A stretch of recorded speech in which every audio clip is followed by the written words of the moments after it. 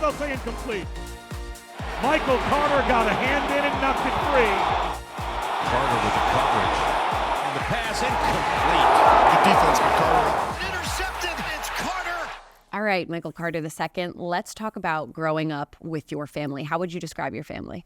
I would describe my family as loving, a lot of care, definitely a lot of discipline, really structured, but definitely showed a lot of love and support for anything that we had aspirations for.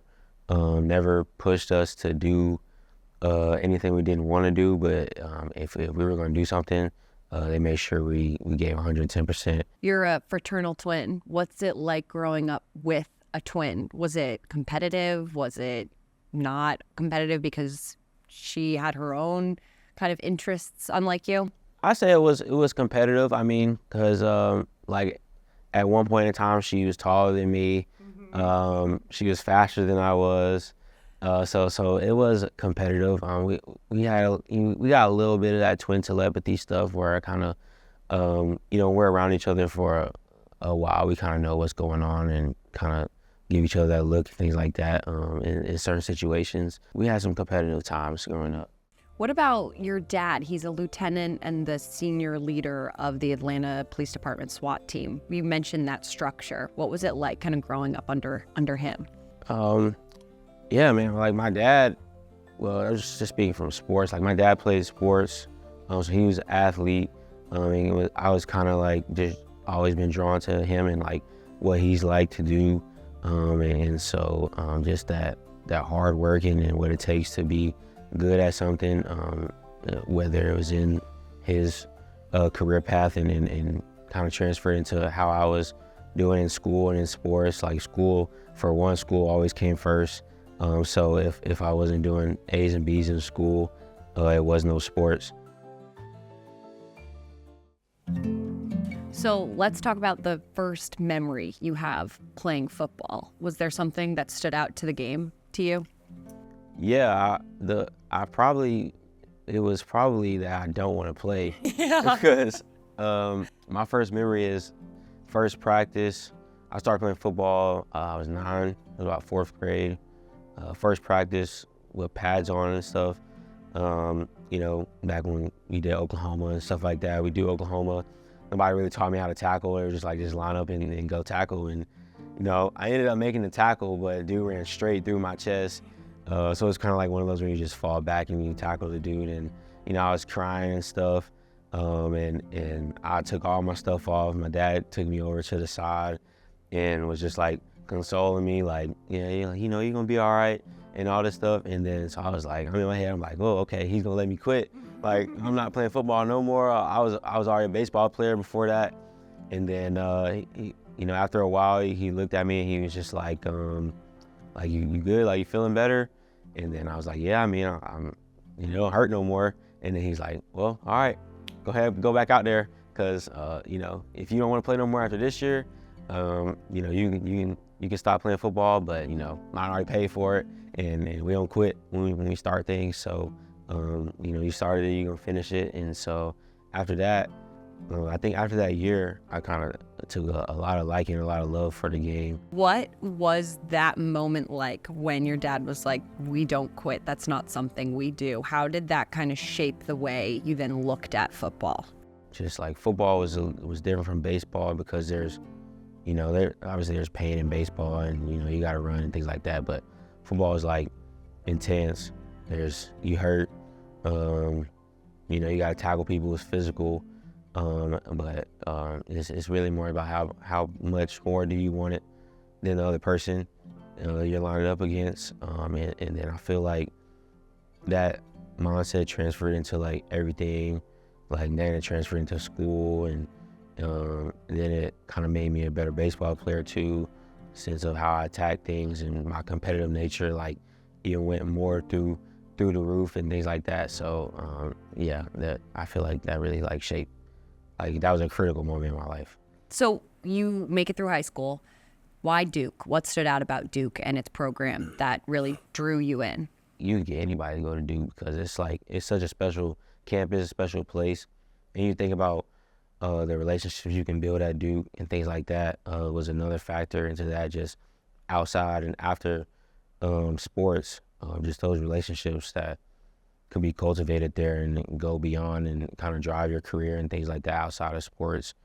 And then football-wise, I felt like I had an opportunity to go and play early. I always wanted to be like a true freshman and travel and just experience that. Even if I was just playing special teams, I wanted to be like, I just wanted to go to all these different stadiums and just be a part of that, every Saturday, things like that, and feel like a college football player. As a freshman, feel like I made an impact early on. So that's why I chose Duke ultimately. So while at Duke, you won the Willis Aldridge Award, which is given to Duke's best defensive back your sophomore and your junior year. How big of an honor was that?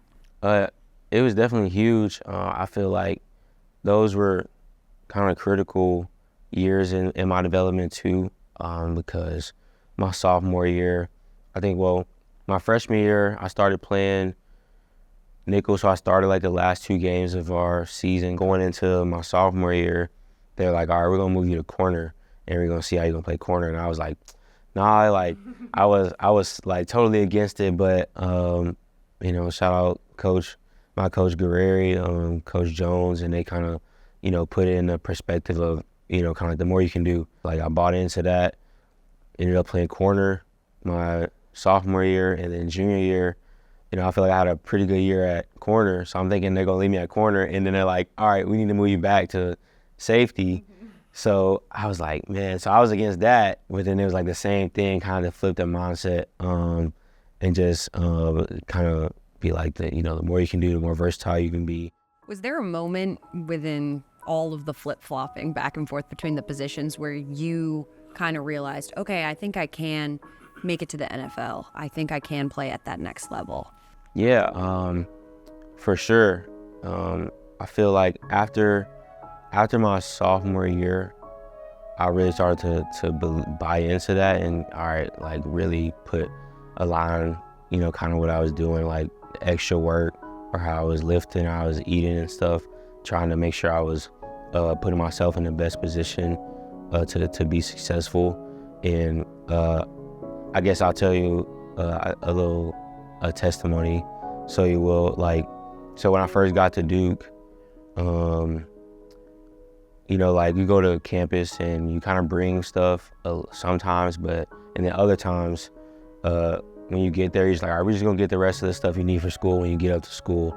So we go to this Walmart near campus, and we're just buying like snacks and different supplies and things like that.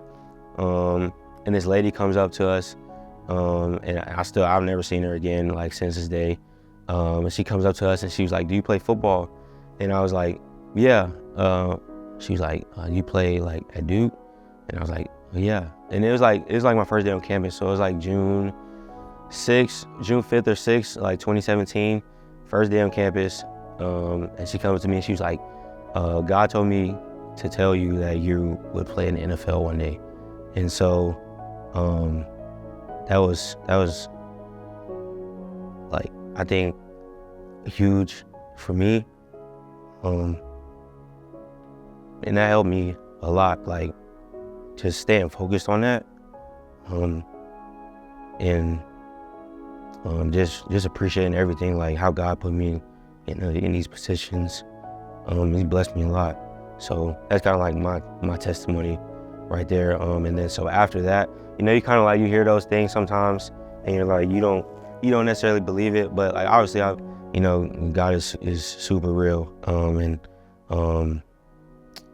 I think after like that sophomore year, I really started to buy into that, and just put my faith in what that message he brought me, and ultimately we're here today. After that moment, did you feel like now when you look back on that college career and everything you've been able to accomplish so far in the NFL, do you feel like this was all meant to be and God has laid out this plan for you? Yeah, for sure. Because there's been adversity along the way. Because nothing worth having, it comes easy.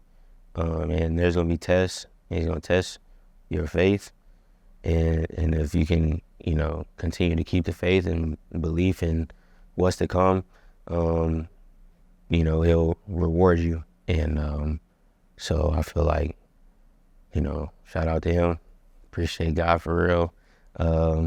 Thankful for every opportunity.